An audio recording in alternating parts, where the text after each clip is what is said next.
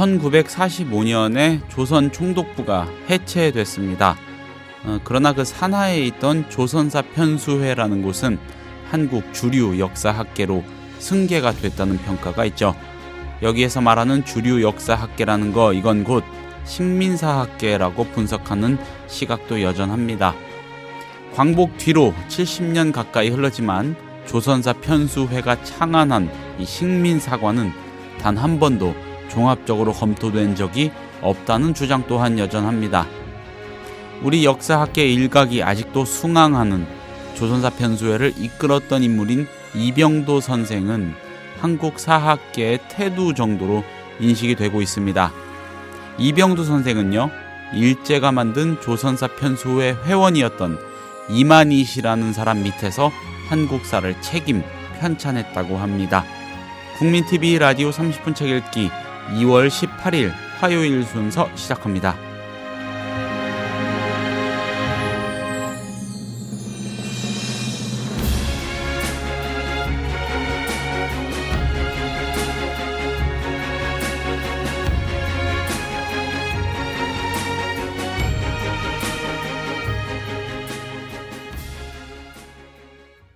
안녕하세요. 30분 책 읽기 김효진 PD입니다. 제야 역사학자 이주한 선생이 쓴 책이 있습니다. 역사의 아침에서 나온 책인데 제목이 한국사가 죽어야 나라가 산다입니다. 이 전투적인 제목이 말하는 죽어야 하는 대상은 과연 뭘까요? 이희진의 역사읽기에서 오늘과 내일에 걸쳐서 다루어 보겠습니다. 이희진 선생을 곧 모십니다.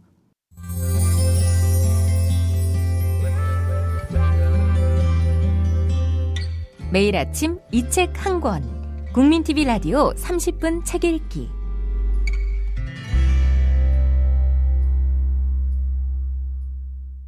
선생님 안녕하세요. 안녕하십니까? 네, 반갑습니다. 또 시간이 돌아왔습니다. 예, 그러네요. 예, 자, 한국사가 죽어야 나라가 산다. 제목이 전투적이에요.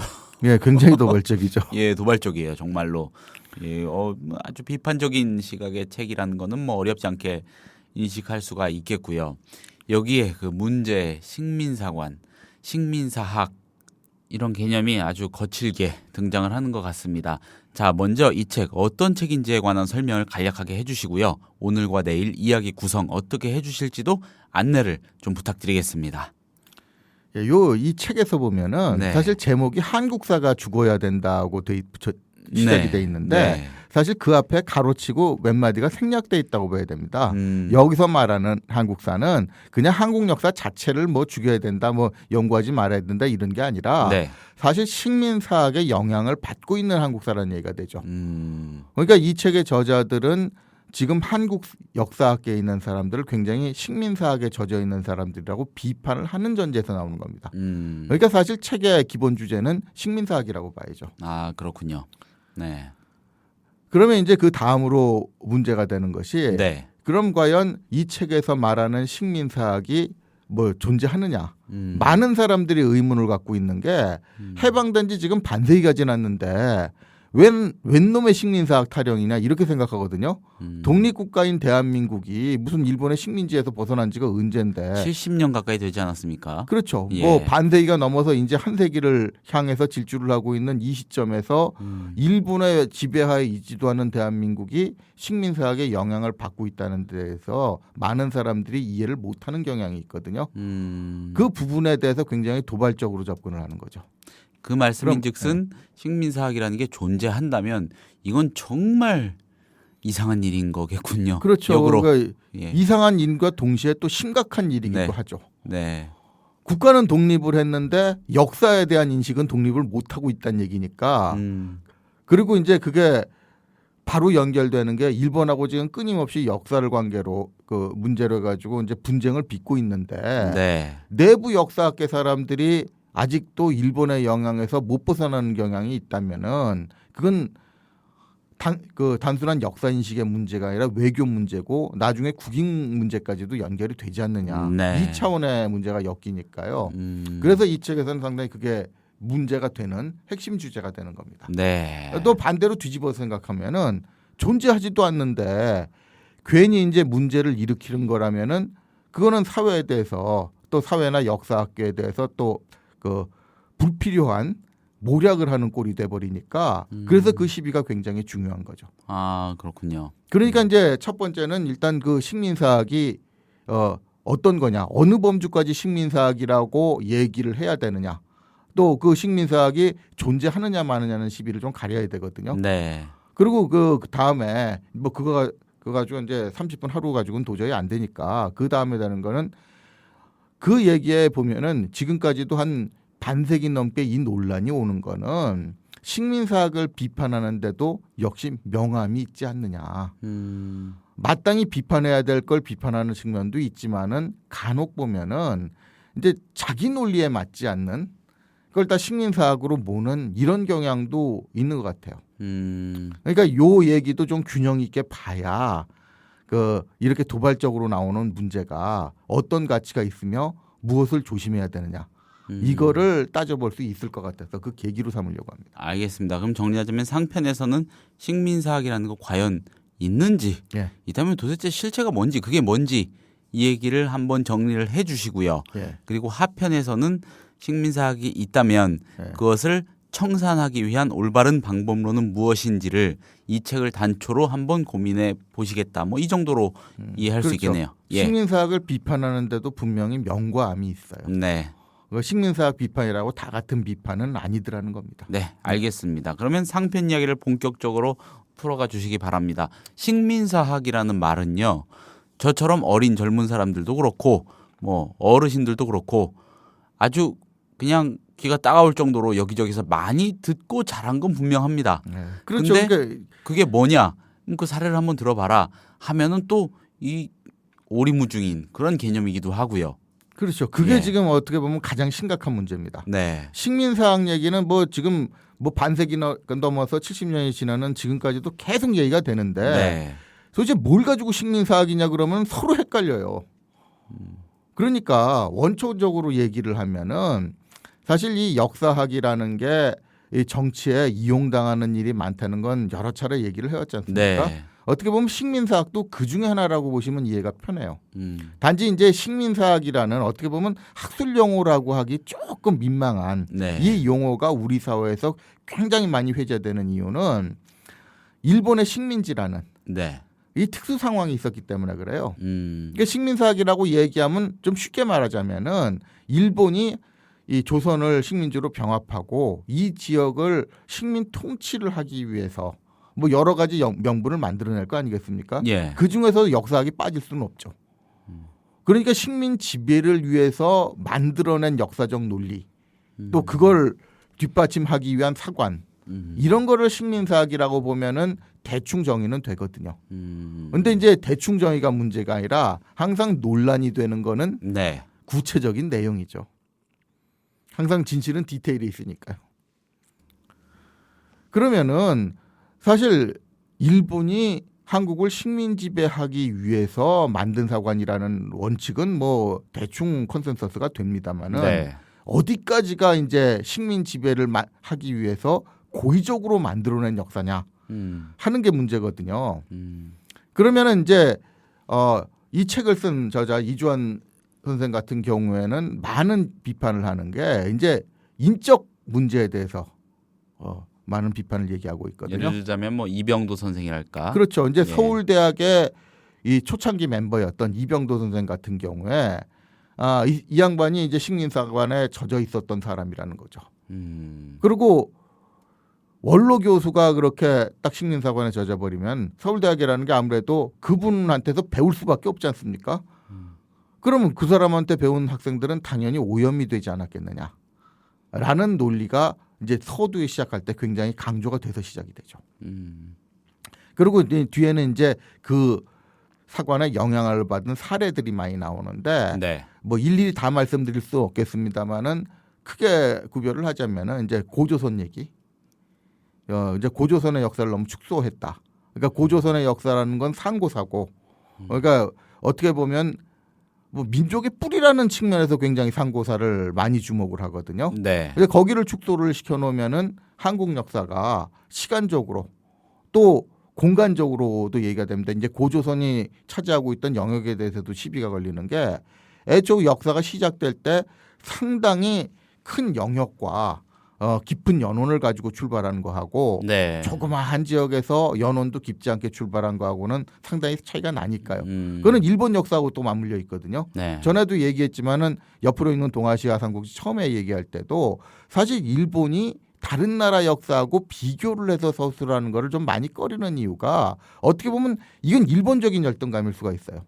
일본은 분명히 지금 중국, 한국, 일본 이런 식으로 동아시아를 뭐 크게 대별해 놓고 보면은 일본의 역사가 굉장히 짧거든요. 그러면 그거하고 연결이 돼가지고 여기가 축소되는 건 결국 일본의 열등감을 해소시켜주기 위해서 한국의 역사를 축소시키는 건데 거기 또 쫓아가지 않았느냐라는 거고 같은 맥락에서 특히 이제 고대사에서 얘기를 많이 하고 있는데 삼국사기 초기 기록을 인정하지 않는다든가 하는 측면을 같은 맥락으로 놓고 비판을 하고 있죠. 네. 자, 그런데 이제 이 저자들의 의도는 뭐 이런 쪽이라고 이제 대충 읽어낼 수 있는데 실제로 역사학계에서도 이게 굉장히 좀 뜨거운 감자라고나 할까요? 네.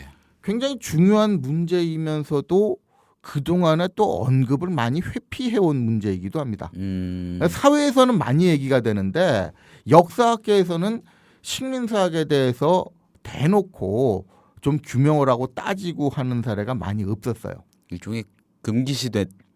예, 뭐 이런 금기일 말씀인가요? 수도 있고 네. 또 한 가지는 컨센서스가 너무 안 되는 측면도 있고 또 여러 가지 사정으로 뭐 요즘은 금기라는 말이 적당한지는 모르겠습니다만은 이 언급 자체를 회피하게 하는 압력 같은 것도 뭐 여러 가지 측면에서 작용을 합니다. 그런데 여기서 이제 좀 이런 제목이나 어떤 특정한 저자들이 특정한 분야를 놓고 얘기를 하는데 오해가 날 수 있는 부분 하나 또 얘기를 해야 될 것 같아요. 지금 여기는 한국사라고 얘기를 하지 않습니까?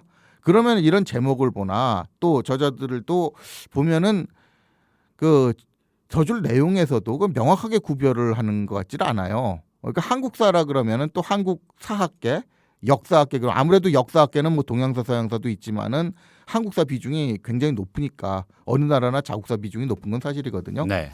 그러면은 그런 한국사학계라고 한정을 하는 게 다 똑같은 한국사학계인 줄 알아요. 근데 실제로 내부를 들여다보면은 여기도 조금 미묘한 차이가 있습니다. 특히 이제 근대사하고 고대사하고 같은 한국사라고 얘기를 하는데 사실 분위기는 굉장히 많이 다르거든요. 특히 식민사학을 놓고 여기를 놓고 취하는 태도를 보면 거의 180도라고 할 수 있을 만큼 경향이 다른 게 있습니다. 물론 뭐 그렇다고 해가지고 근대사 고대사는 완전히 이제 100% 근대사는 이렇고 고대사는 저렇다는 게 아니라 근대사 같은 경우에는 아무래도 식민사학을 비판하는 논지의 비중이 굉장히 강하고요.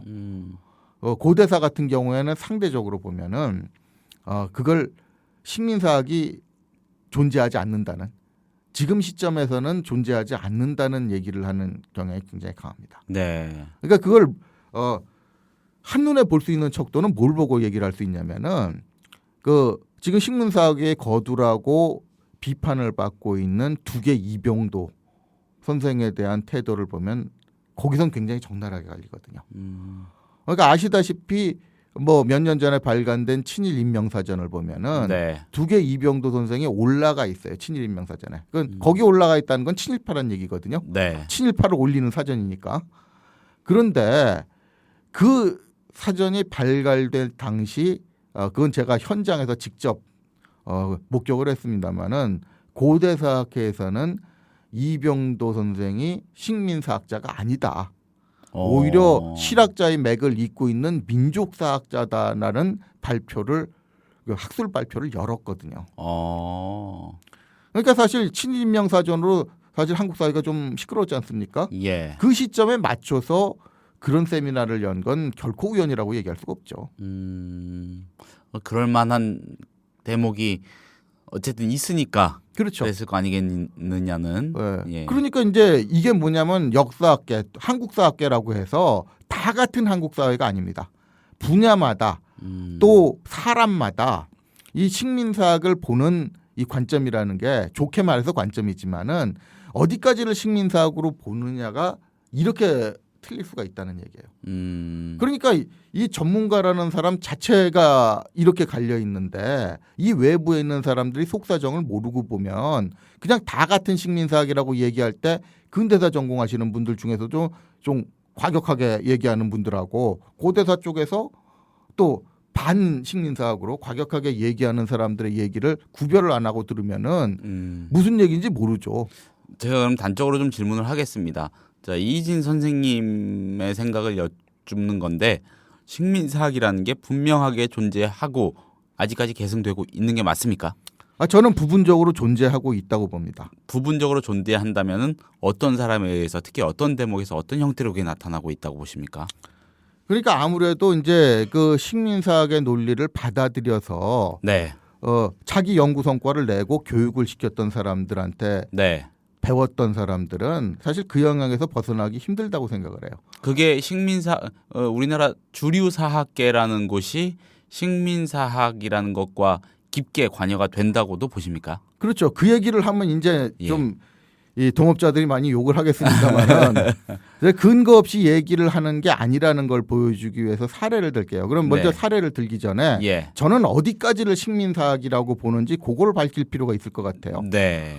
그러니까 저는 아까 크게 이제 식민사학의 정의를 얘기를 할 때 일본이 식민 지배를 하기 위해서 만들어놓은 역사관이라고 얘기하지 않습니까? 식민사관이라는 게. 그러면은 그거는 이제 만들어냈다는 것이 예를 들어서 사실을 얘기했다 그러면 이제 만들어냈다는 얘기를 할 수가 없어요. 예를 들어서 정말 그때 고대 한국이 일본 야마토 정권에 비해서 형편없는 세력이어서 지배를 받았다. 그래서 이제 신속을 하고 뭐 조공을 바치고 뭐 진짜 진정한 의미의 일부분이 된 뭐 식민지라고 얘기라든가 지배를 받았다든가 뭐 이런 게 사실이라면은 사실을 얘기했을 때는 식민사관이라고 얘기할 수는 없죠. 네. 그 팩트를 그냥 기록하는 거니까. 그렇죠. 그러니까 근대사 같은 경우에도 전 좀 근대사는 오버하는 경우가 있다는 얘기가 뭐냐면은 그건 식민 통치가 아니라 뭐 근대화하는 과정에서 늘상 당연히 해야 되는 게 있거든요. 예를 들어서 식량 생산이다. 그러면 박정희 시대에도 통일벼를 강제로 신기하면서 식량 생산을 했다는 얘기예요. 그건 왜 그러냐면 식량 생산이 부족하면은 뭐 국내에서 백성들 굶주리고 그거를 뭐 메꾸려면 외국에서 식량 수입을 해와야 되는데 뭐 외국의 마음대로 식량 안보가 좌우되는 건 어느 나라나 싫어하니까 그 증산하는 거는 누구나 다 하려고 그러는데 증산하려는 노력 자체를 식민지 지배라고 강압적인 식민지 지배라고 막 몰아가는 건 무리가 있지 않습니까? 그렇게 하려고 하는 그 의도라든가 아니면 사실 자체가 사실이고 이거는 식민지 지배하고 상관없이 누구나 할 수 있는 거라면은 저는 식민사학에서 빼야 된다고 생각을 해요. 근데 이제 마찬가지로 이제 고대사로 들어가서 얘기를 하자면은 그 사실이어서 얘기하면 모르는데 제가 보기에는 이거는 사실이 아니라 분명히 그 당시 역사적 사실이 아닌데 이거는 뭐 그 사료 내지는 그 사료를 해석하는 과정에서 식민지 지배를 하기 위해서 분명히 손을 댄 건데 이것까지 받아들이는 건 전 식민사학이라고 보는 겁니다. 그러니까 좀 더 구체적으로 예를 들어주신다면요. 그러니까 제가 이제 그 동아시아적 천하관을 얘기하면서 굉장히 중요시해야 된다는 게 있지 않습니까? 이제 뿌리를 가지면 사실 식민사학이라는 것도 그 이면에는 뭐가 있냐면은 황국사관의 일환이라고 봐야 돼요. 자, 그럼 그 황국사관에 입각을 해가지고 사실 실질적으로는 영향을 못 줬던 고구려와 백제의 정책을 일본이 마음대로 조정을 할 수 있었던 거라고 얘기하면은 그건 식민사학의 범주로 넣어도 되지 않느냐는 게 제 입장입니다. 근데 그 암악성 전투를에 대해서 이제 논문을 쓴 서영교 교수 같은 경우에는 바로 그 범주에 들어가거든요. 왜가 고구려와 백제한테 뭐 거의 지시하듯이 와가지고 협력하라니까 두 나라가 협력했다는 거예요. 사이도 안 좋은 두 나라가. 그럴 정도의 영향력이라는 건 오히려 왜가 그 당시 동북아시아의 정세를 좌우했다는 얘기가 되거든요. 그거를 인정해 주는 셈이고요. 그렇죠. 그런데 그 논문을 썼을 때 사실 조금 젊은 사람 위주로 있는 학회에서는 사실 우리나라 학계는 좀 일본 쪽 논리에 대해서 고대사는 조금 우호적이거든요. 그런 분위기에도 불구하고 이거는 너무 심하다고 선배들까지 다 나서서 몇몇 학교에서는 게재를 못했어요. 그런데 어느 순간에 보니까 그게 이제 역사학계 최고 권위라는 역사학보에 떨렁 실렸지 뭡니까. 그러니까 그거는 뒤에서 거기에 실리도록 봐준 적어도 원로급 내지는 최소한 아무리 안 돼도 중진급 그 연구자 몇 명이 밀어주지 않으면 이런 사태 일어나지 않거든요. 식민사학이라는 거에 그 잔재 아니면 그 잔재라고 추정할 수 있는 일종의 정황들이네요. 그렇죠. 예. 그래서 제가 작년에 좀 원래는 그 서윤교 교수가 처음 논문을 썼을 때 그때는 사이가 나쁘지 않았을 때니까 제가 토론을 해서 그 논문을 봤거든요. 네. 그래서 그 부분에 대해서 얘기를 다 해줬고 사실 저보다는 그 동문 선배 하나는 굉장히 일본 유학 갔다 온 사람이라 일본에 그렇게 그 적대적인 사람이 아닌데도 굉장히 좀 비판을 했어요. 후배니까 맘 놓고 저하고는 입장이 다르니까 비판을 했는데 그 논문 약간 개조가 돼가지고 그게 몇 년 동안 뭐 우여곡절을 좀 겪긴 했지만 결국은 살아났다는 겁니다. 그게 논문으로 실렸다는 거는 연구 성과로 인정을 받고 사실 이 등재지에서는 최고 권위로 최고 점수를 받거든요. 역사학회 정도면. 네. 거기 실렸다는 게 무슨 뜻이냐는 거죠. 그리고 제가 그걸 비판하는 논문을 썼을 때 그쪽에서 뭐 일부 선배는 거기에 비판을 했지만은 그걸 굉장히 또 기분 나쁘게 받아들이더라고요. 어떤 학교에서는. 그 안에서도 난리를 쳤지만 그게 네. 발표가 된 다음에 또 그쪽 동문 하나는 그 학회 그 뒤풀이 자리에서 그런 말을 하더라고요. 누가 모르는데 왜 당신이 나서 쓰느냐는 거죠. 그런 식으로 얘기하면서 이런 글을 그 누구가 게재가 되도록 계속 뒤를 봐주니까 쓰는 거 아니냐는 식으로 굉장히 비아냥을 거리더라고요. 그거는 제가 비판 논문을 발표한 게 신라사학회 썼는데 네. 신라사학회 회장님까지 사실 욕을 하는 거거든요. 그 연구자들이 모인 공개석상에서 그런 정도 얘기가 나올 수 있었다는 거는 아무래도 그 영향을 받은 사람들이 지금 적어도 고대사학계에서는 상당히 큰 영향력을 가지고 있는 거 아니냐. 이렇게 판단할 수 있는 거 아닙니까? 그 단초를 아주 조심스럽게 좀 잡아주신 겁니다. 이인 선생님께서. 자, 이거를 한번 다시 여쭤볼게요. 좀 정리를 해보겠습니다. 한국사가 죽어야 나라가 산다의 대체적인 그 내용의 흐름이라는 거는 자, 조선사 편수회라는 게 있었습니다. 일제에 의한. 그게 해방 이후에도 한국 주류 역사학계로 승계가 됐다는 평가가 있다는 얘기죠. 그렇죠. 주장이 있다는 얘기죠. 그리고 그 이병도 선생이 현재 우리나라 역사학계의 어떤 거두로 추앙을 받기까지 하는데 바로 조선사 편수회라는 데를 이끌었던 식민사학의 아주 쩌들었던 인물인데 그 사람에게서 영향을 받은 학자들이 현재 대한민국 사학계의 주류 계열을 점하고 있다. 뭐 이런 주장 같아요. 그 친일적인 행적까지 낱낱이 파헤치고 등등등의 과정을 거쳐서 이걸 청산해야 한다. 굉장히 도발적이고 여러 가지 그 좀 가치 있는 주제 의식을 던져주는 거는 충분하고 일정 부분 공감하시지만은 좀 너무 거친 대목도 있다. 이런 아주 건설적인 비판적 시각을 보여주시는 거죠. 제가 하나의 사례를 들었지만 네. 그 사례 자체는 굉장히 조그마한 거지만은 그런 사례가 나타날 수 있다는 거. 사실 사례가 이것뿐만이 아니거든요. 네. 이런 여러 사례가 나타날 수 있다는 거는 그 식민사학에 영향을 받은 사람들이 가지고 있는 학계. 적어도 고대사학계에서 영향력은 무시를 못한다는 거고요.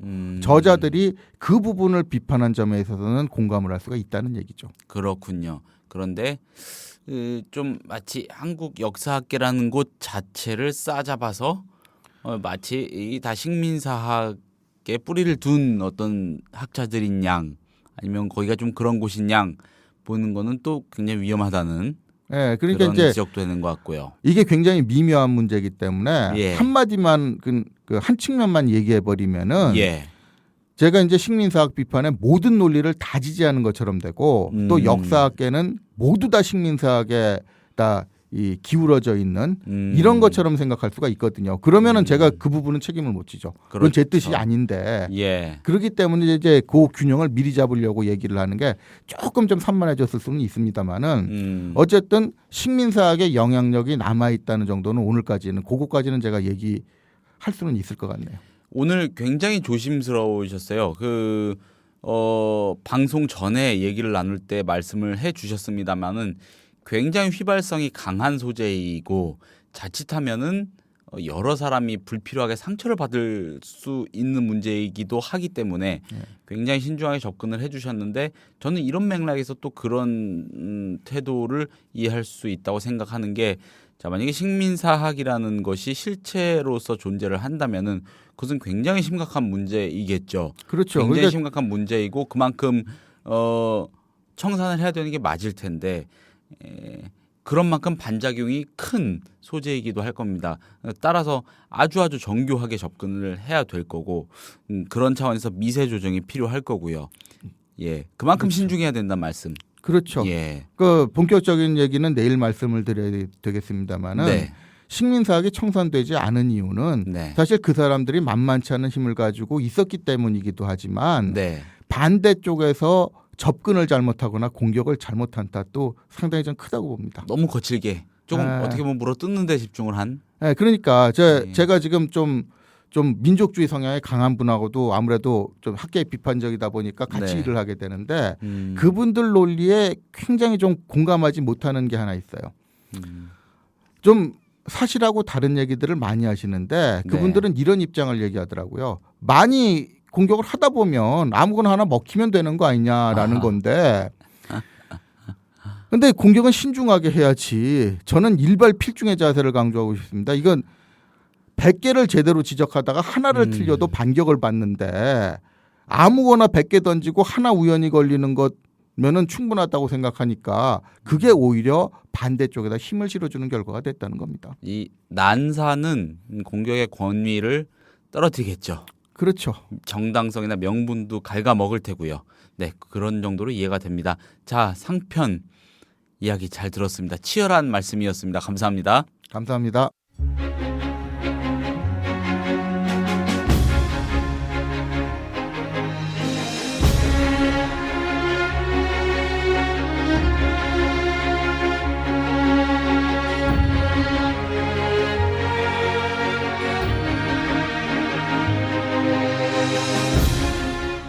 (2월 18일에) 30분 책 읽기가 소개한 책은 이주환 선생이 쓰고 역사의 아침이 펴낸 한국사가 죽어야 나라가 산다였습니다. 이 얘기 내일까지 이어가 보도록 하겠습니다. 감사합니다.